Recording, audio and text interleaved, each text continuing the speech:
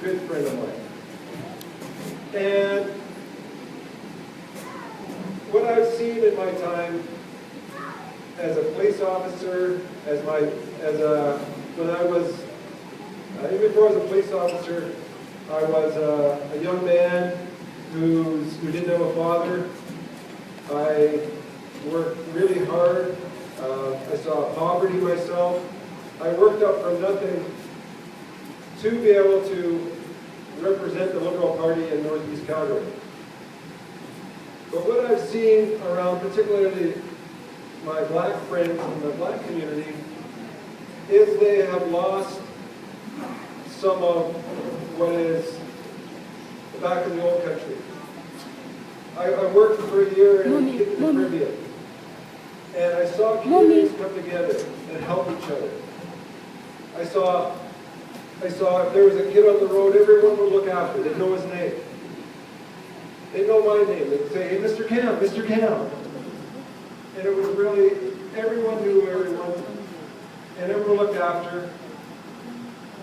And if there's an issue, everyone came forward. And I'm not seeing that here in Calgary with the black community. I'm not seeing that the black brothers and sisters are supporting each other the way it needs to be done in this tough big city. And then I look and before I even got into politics, I looked at one of my heroes in life, Barack Obama. And I looked and saw, what did Barack Obama do before he ever entered politics? Does anybody know what he did? Community worker. That's my background. I'm a community worker, community builder. So I thought, that's why I thought maybe I was ready for politics. It looks like I wasn't. But he was a community worker, community builder. And so I want you not to think of politics as the big P politics, as the liberals and things like that right now. I want you to think as the politics of your community. Getting involved in your community.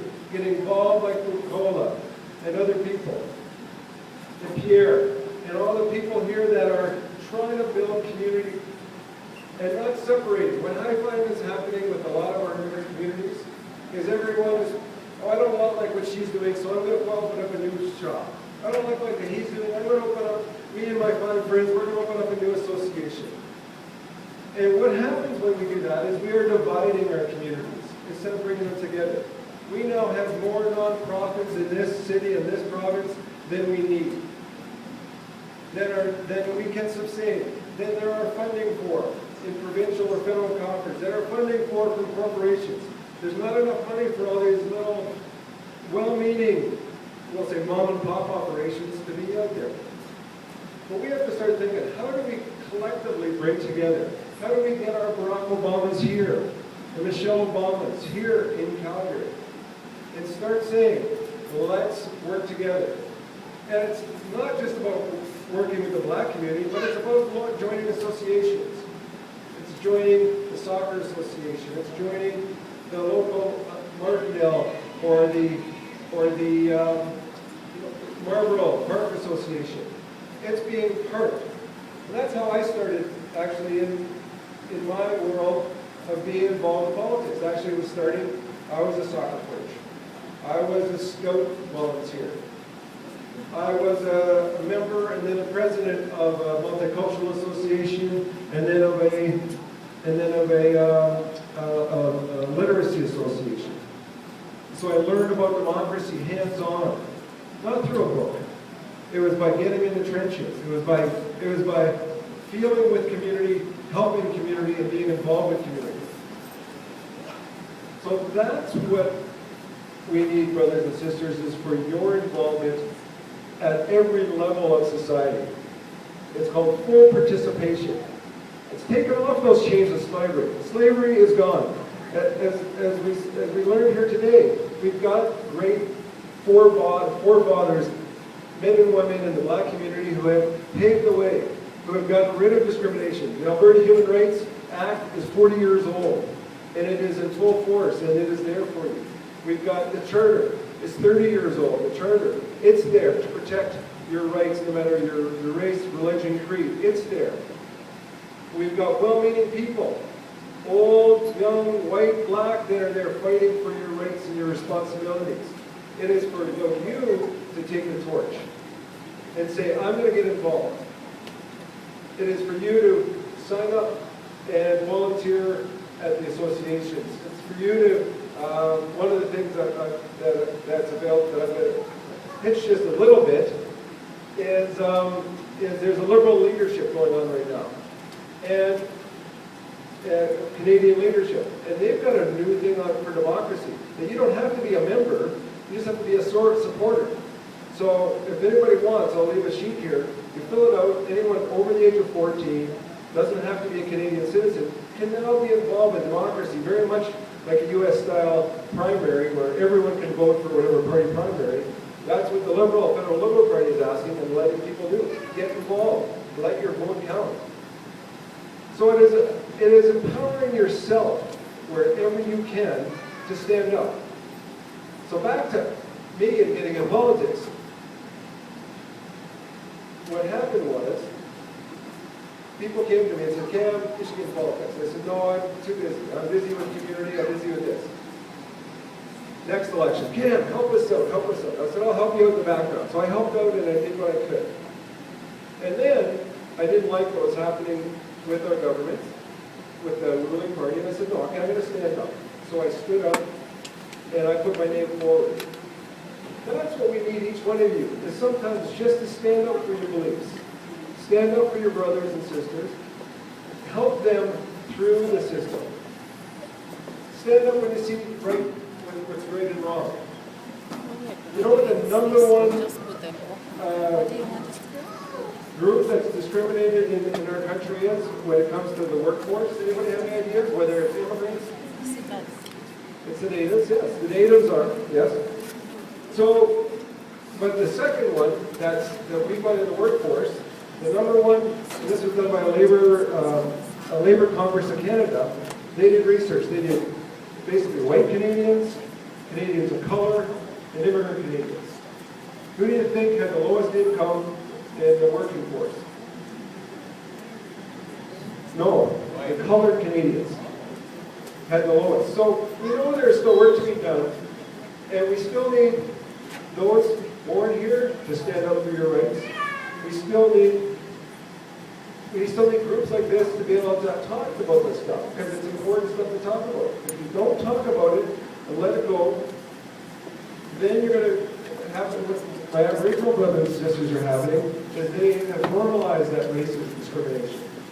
They're just starting to get idle less. Right? They're standing up and saying, we're not idle anymore. But we need that from all communities. We need you, if you have a problem, to go to your MPs.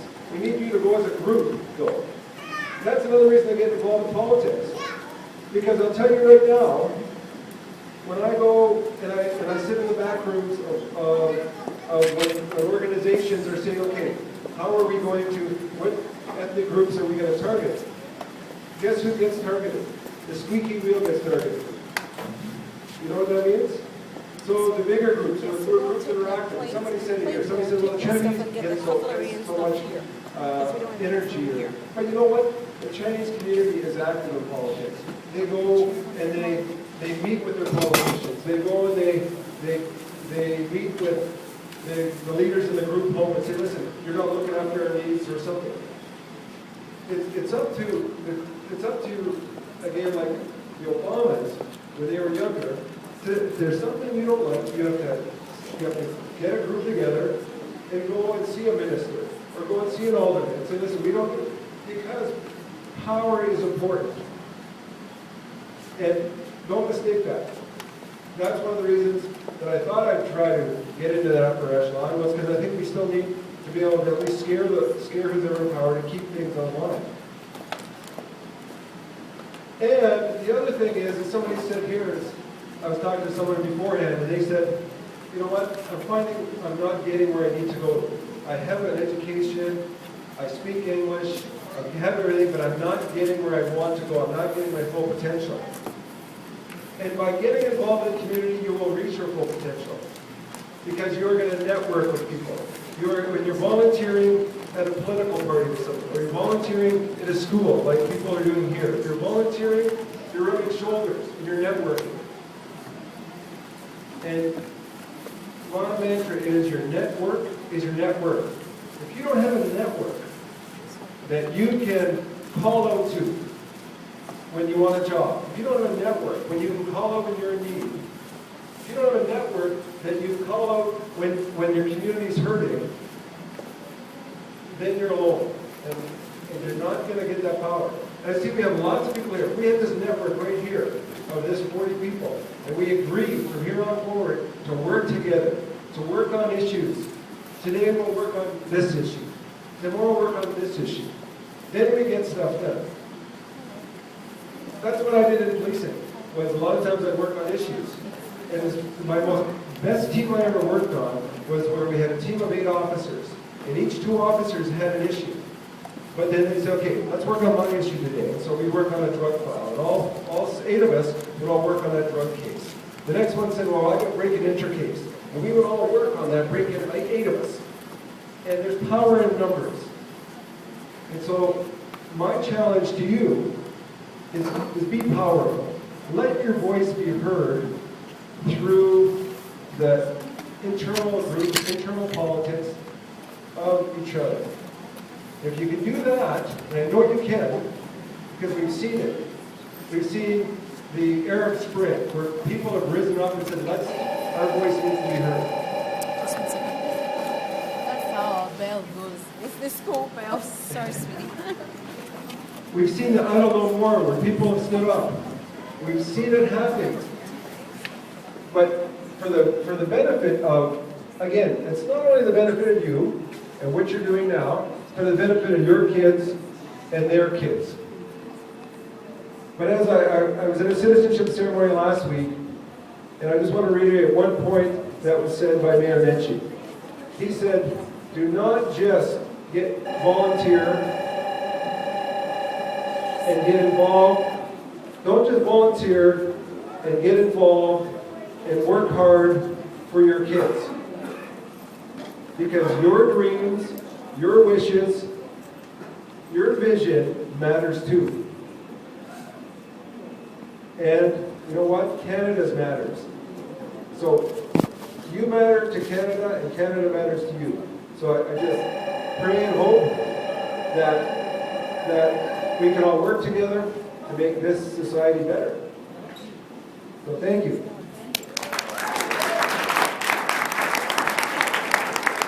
Does anybody want to throw a dice at me? Okay, here we go. Beautiful. Number 5. Am I supposed to do something with that? It's odd number. Do you have any concerns? Do you have any concerns? Questions? I did. Oh, I don't have a concern. Oh, sorry. I just would like to know, as Canadians, all of us inclusive, regardless of race, nationality, that we work together as a people. Like you said, community. It doesn't mean your own race and you stick with them. You know, it means as a community, everyone in your community work together. So I didn't have a question. That was my concern. No, and for sure. I mean, and I agree with that 100%. I think there are, at the same point, I think we have to work together as a community, as general Calgarians or general people that live in your community. But at times there are issues that are ethnic specific, that are religion specific, that your religious group gets together and you say, you know what, we're going to work together as that group. And it's also those groups stepping outside of their boundaries. So the Christians, and we're seeing a lot of that. Multi-faith groups working with each other and sharing each other. So it is a matter of working and volunteering wherever you are most comfortable, and as well as moving the bar forward. And any other questions or concerns? Ideas? Any comments about engagement? Did you say the grace? Did you thank God for the food? Not yet. Not today you didn't. You know, you mentioned about community, and community is important. But the sister mentioned earlier about somebody named Jesus Christ, who died for your sins and mine. Okay? You know, it's one thing to be together as a community, but we need to remember individually that we're precious in God's sight. We're precious in the sight of the Holy Creator. And the Holy Messiah died for each one of us. And He loves us so much that if it was just one of us here, from the beginning of Adam's race till the end of the world, if there's just been one here, the Holy Messiah, and would have accepted Him as His Savior, or accepted Jesus as their Savior, He would have come and died for them individually, even if nobody else accepted Him. So we're all precious in God's sight, and we're all God's children. Praise God. And even though man looks on the outside, the Holy Messiah looks on the inside. And so we have an opportunity day by day as to how we're going to seek the Holy Creator and how we're going to have our characters changed. And that's an individual choice. And I'm glad that we have the Bill of Rights and these things within Canada, these freedoms that are there, but the nucleus of each one of these freedoms is choice. And we have choices that we can make, and nobody else can make those choices for us. Thank you. And I agree. I think if it wasn't for my faith in a higher being, I wouldn't be here right now. Because again, as Jesus or Muhammad, as many of the great religious leaders, as they fought for freedoms, as they also spiritually gave to their community. I mean, we all know Jesus did that, Muhammad did that. My friends in the Sikh community, the leaders there, or their prophets, every one of them has volunteered to their communities.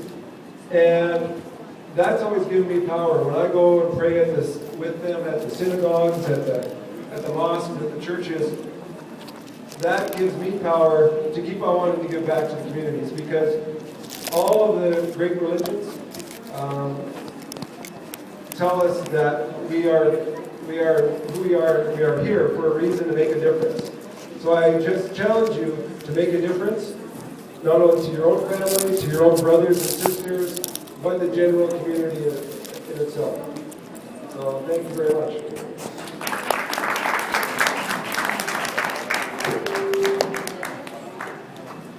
To contest.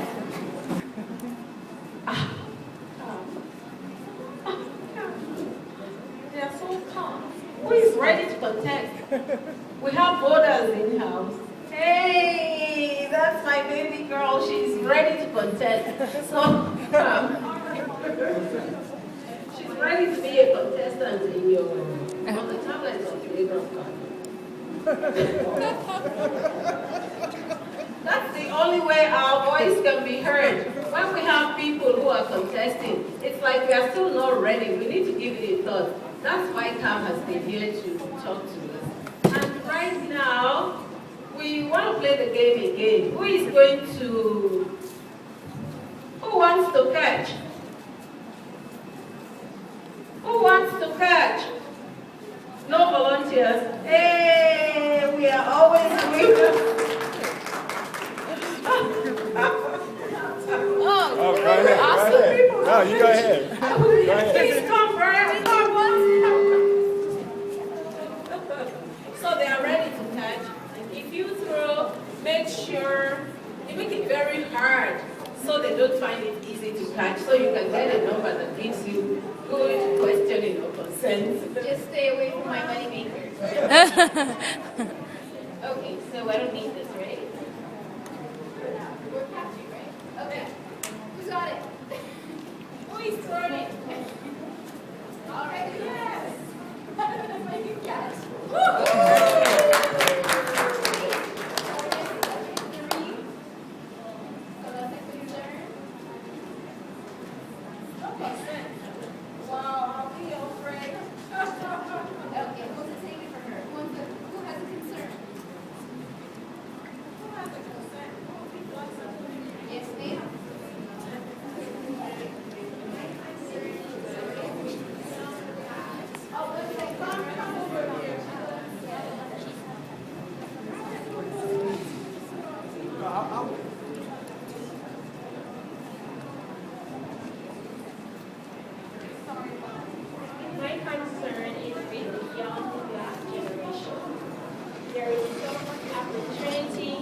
here in Canada for them to get a really good education, and they are not, using it. And that is my big concern, because I have noticed a lot of young black people here, and they just seem to be wayward. Their mind and their intention and their own focus is on different things, not realizing that they have this huge opportunity to get a really good education. And I think that having Obama being a president of America, I think the young generation should look to him as an example and want to do something with their life. So that is my concern. Thank you very much.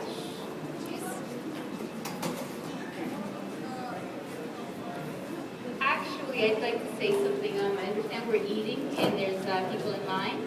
And that was a perfect concern for the young youth here. And it's unfortunate that, a lot of people are just not even listening, because that is something that everybody should have heard just now. And being a youth facilitator, that's exactly the concern that I try to address every single day. And today, I brought 5 of my program participants to attend this. So I wish people would take a second and really listen to each other and really listen to what, especially the elders who are here, are saying.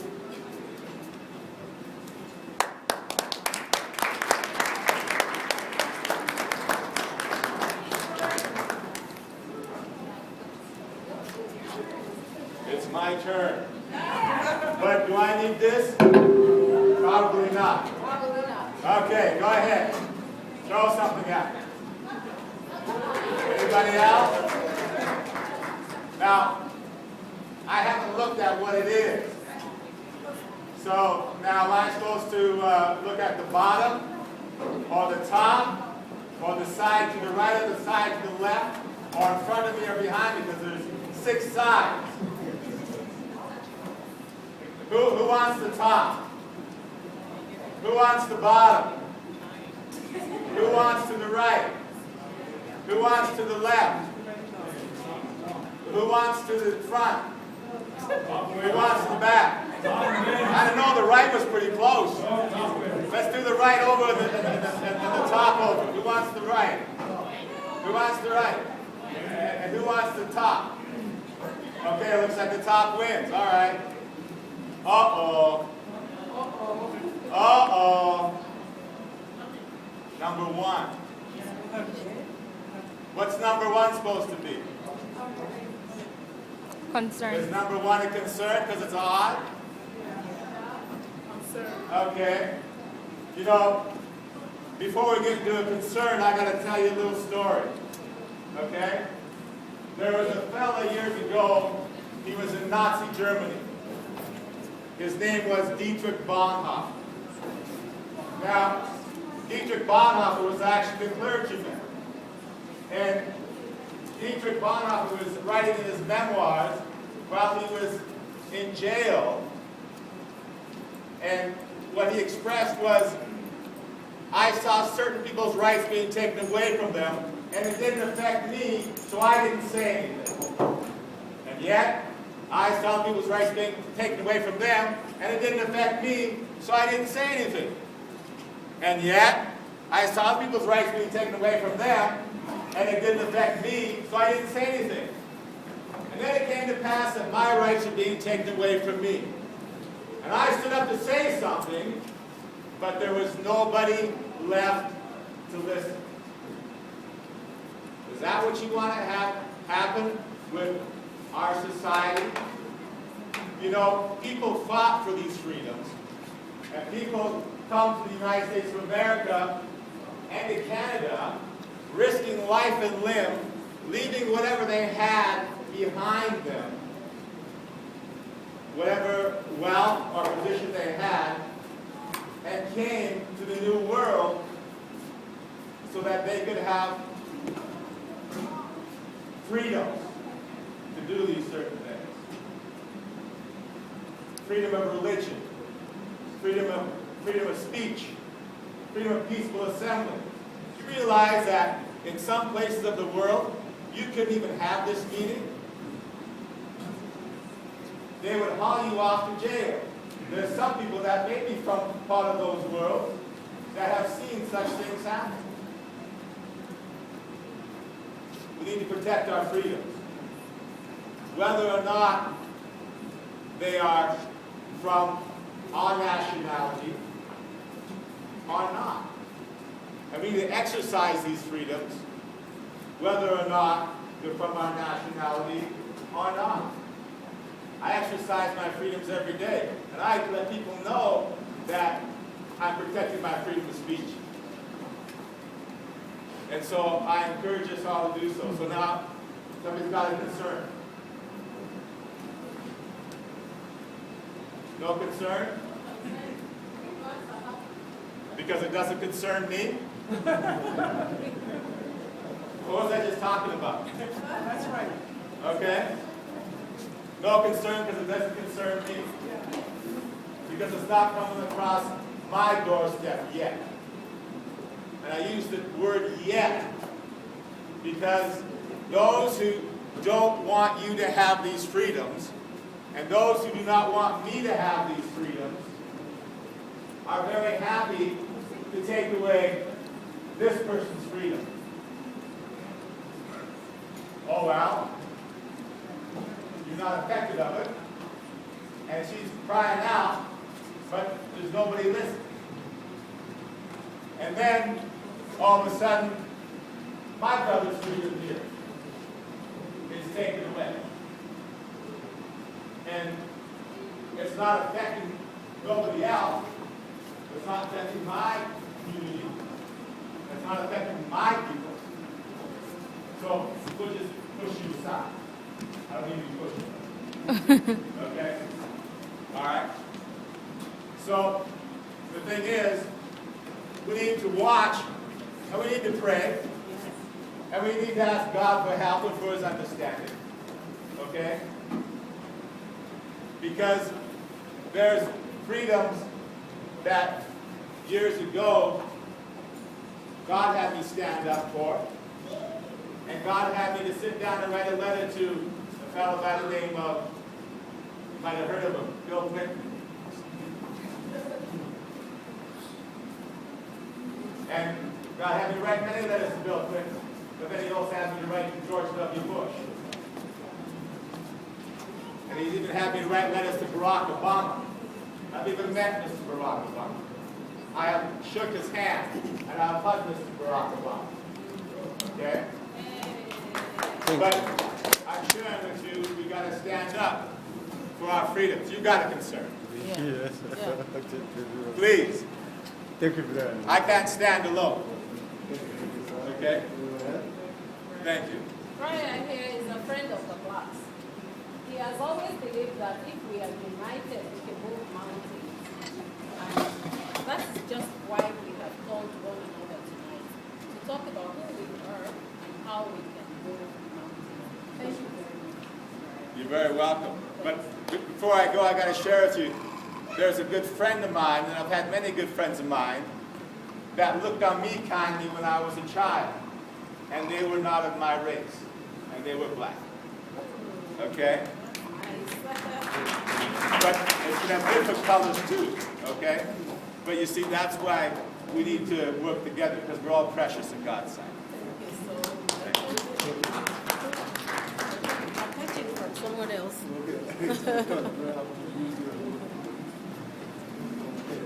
So he's talking about concerns. Okay, I have a very, very strong accent. This was when we were talking Pierre French. You will feel who's that Pierre and French. I am part of your, I have a long story. I will tell you how I become very active, an activist in Canada. I started since Quebec before I moved to Alberta. When I came here, no English. I have no word in English, what to do, where to speak, or simple and traditional. I'm going to tell you this after. How I became very active in Quebec. In 1995, at that time we was called visible minority. Now the names are changing. They call us visible minority. And most immigrants are here are job stealers. We are here to steal the jobs. Oh, okay. Thank you. And my name is Pierre, by the way, and I'm from Chad. I was in Nigeria when my country went into the war, and then I lived in Nigeria for 6 months before immigrating to Canada as a permanent resident. My friends, ladies and gentlemen, in 1995, it was a big test for the immigrant. At that time, they want to separate from Canada.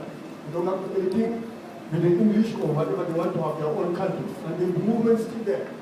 Even though the movement is still not strong, but the movement is still there. And today, some of their members are going to the government, actually from the government of today. We was called to make a decision on the integrity of this country, Canada. The country we love. The immigrant was completely desperate. The Italian, the Haitian was which represented the majority of the blacks in Montreal. Was desperate. Sometimes we get involved with the police.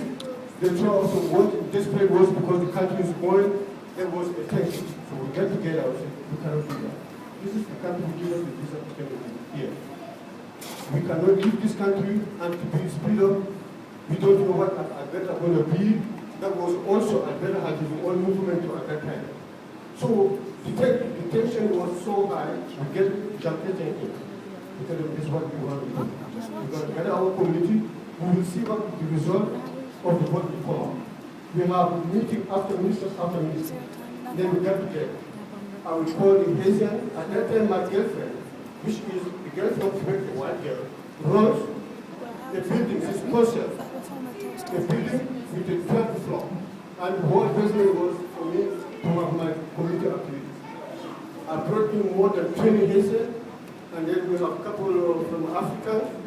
Then we get together and say, spread the word, go after the Italian.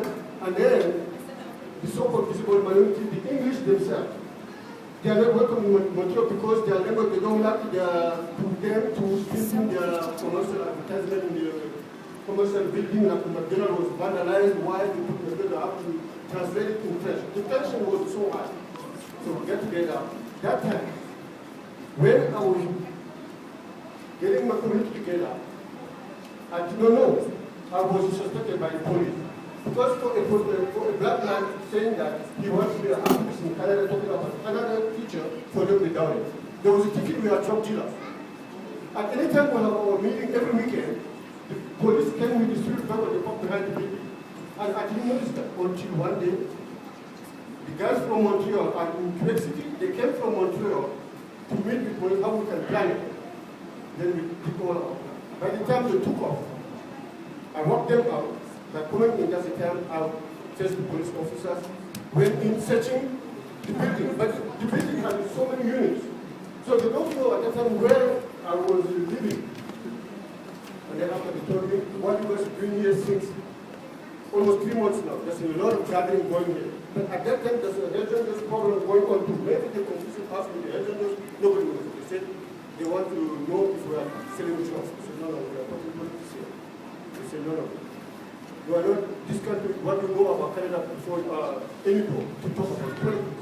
We said, yes, because the country is going to separate. We are building our team from Montreal, Quebec City, so that we're making sure that we get our voters out to say no for the referendum of the At this time, I learned and at the end, the vote turns up, the Italian turns in, the blacks turns in, whoever, the Filipino, and all, the referendum collapsed. That's the time I said, this is my contribution for the country to work on it. We stood up and we made this country and we built the unity of this country. And when I came in Alberta, my English was very limited. I said, I always was engaged to my community. After the I'm come to the medical, I will help my community. Lately, in the election, provincial election, I will come across last year, exactly, precisely the black spot. After the civic election, I walked in to the city of Calgary. I told them my community doesn't have a center. We are desperate. We don't know where to get together. If there's a chance that we can have a community center for the black themselves. I put in the proposal, and the proposals still are going on, and lately I just hear some news that they're still working on it. And the same that was last year, February 22nd, and I know somebody from the city of Calgary is here. I get the data, yes, I do get it, and they're still working on it. We don't know what is going to happen. Are we going to get that school? It's a school, a big school. We propose that we want that school.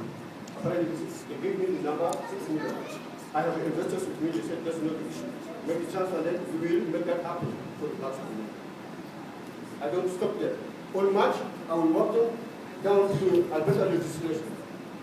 I will come across to Alison. At that time, she was running for the leadership. I know her very well. By the time we were talking about that election, just the time we sent her in Africa, she was working as a humanitarian. So I know her story. When we met in the hotel, I come across, she was with her bodyguards, and then we were walking up the Asian community. The room there was about 1,000 and over. When I came across her, I said, I know you. She was with her bodyguard, and then I just came by and said, I know you. What about my people? Where's my people? Here, I'm seeing all Asian here, but no one with my people here. What about my people? When are you going to meet with my people? She stopped. And then I said, I know you took my data to the girls. Then she stopped. She puts out her bodyguard, and then she looking at me. I said, I know you. Then she put over the chief of staff, the company staff. Then I went with the chief of staff. I said, now I can tell you this story. I know very well. What I want, I need an appointment. And I came here after I just received the email. I think it was an email open to the public, but I didn't know that it was an email open for the agent. I'm sorry, but I just want to have an appointment. So he handed me over the business card and took my contact, and I gave him my contact. After that, we started corresponding. He will send me back to the director in Calgary. He will go and follow up with the director in Calgary. We went there. I picked up a couple of my friends from the African and some from the Caribbean as well. So we walked out and said, this is what happened in my community. There's a lot of issues. We have too many complaints from women talking about forestal house. I don't know what is it, but some people know better than me. So we have some complaints that kids are taken away from their mothers, and there's a lot of discussion. We went on for discussion. And finally, they sent the report to Premier Alison. She agreed to meet with us and to respond to our concern. She appointed 4 ministers to have a consultation, one-on-one, until the 4 ministers, once they finish the consultation, that's the time she will come with the rest of the cabinet with the black community in Canada. So we just had a confirmation last week. The Minister of Justice of Alberta, Jonathan Davis, is coming on March the 8th in Calgary to meet with us after the serious discussion we had. So his message was clear to the black community. What is your concern most affecting you in the justice area? Because now he's the Minister of Justice. They're going to send out the Minister of Immigration and Employment, and then followed by the Minister of Education. Once that, then the Premier will come with the rest of the minister, and then she will meet with us. So we spread the news to the ECC to get our community. Please come forward.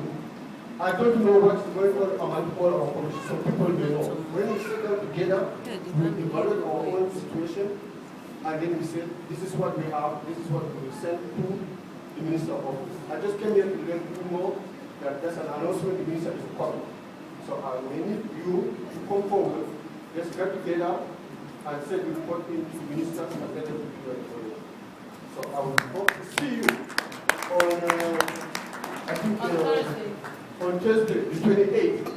The meeting is going to be at ECC for the black community leaders and members to get their own concern together and to put it for the I just came here to make an announcement for you. Thank you very much. And I enjoy the black history out there and making sure that our kids are in school, and that's the most important for us. And hopefully next year again we continue to celebrate. Thank you very much.